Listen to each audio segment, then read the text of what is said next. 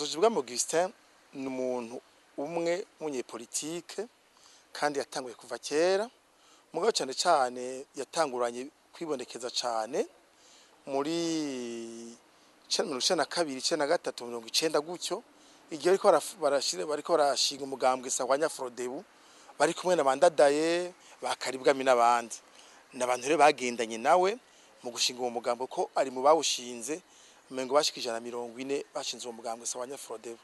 Hanyuma rero ico gihe barawushinga barike demokrasi mu Burundi, mu nyuma haza amatora aritoza mu gisagara cya Bujumbura, aba mu bashinga amateka umugambo Sahwanya Frodebu ari kumwe na Imaze Butejire n'abandi.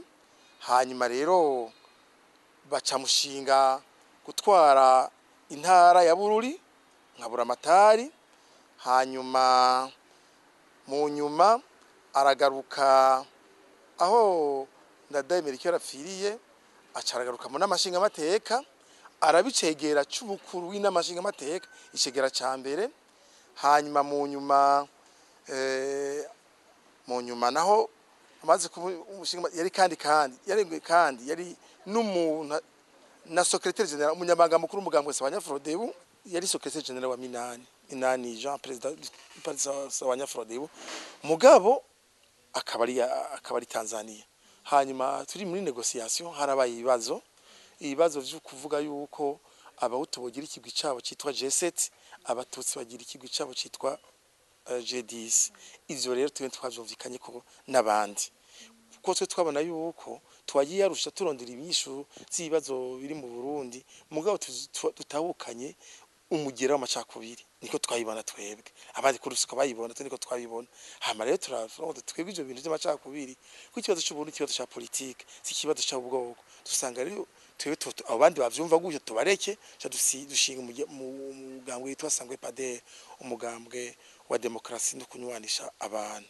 Nzojibwami rero n'umuntu yarafise ivyumviro byo kubaka igihugu. Nk'igihe buyo yari yagarutse ku butegetsi hari Frodebu na Iprona ntibumvikana ko cecene buye twe twamwumva yuko yogaruka ari umupuciste hama ngo tuganire. Mugabo rero wonse ngenda kumana ari president w'inamashinga amateka na Nzojibwami Yesu gatejana umugambi Sahwanya Frodebu baricarana bagira ivyo bise partenariat intérieur, bagenda kwa baramubwira bati igihugu cyakitujane abantu birirwa barapfa mu nzira zose, baba soda ba leta baba bagira bafashe ibigwanisha abanyagihugu arigo barapfa. None nitwobandanye ngo bigume gutyo, reka twicare hamwe turabe tugarura ibishobora kugaruka abapfuye baramaze. Bacere bagira partenariat mugari ifise umugambi yukuja kuganira iyarusha hamwe n'abandi bafashe ibigwanisho n'abandi bapoliticiens bandi.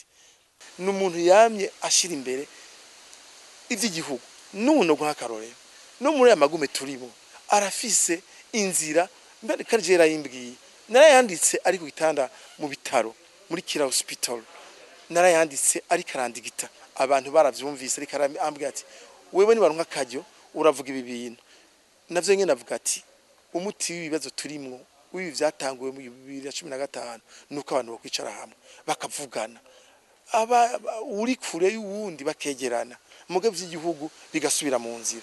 Ati mbere bishobotse nimba cyo ari kigongwe kikanahaba canke imwe bavuga vya ministry bikanahaba mugabo abo n'abarundi bose bakaguma bari hamwe ati amakosa yarabaye mugabo amakosa abaye abantu baricara hamwe bakatorera umuti.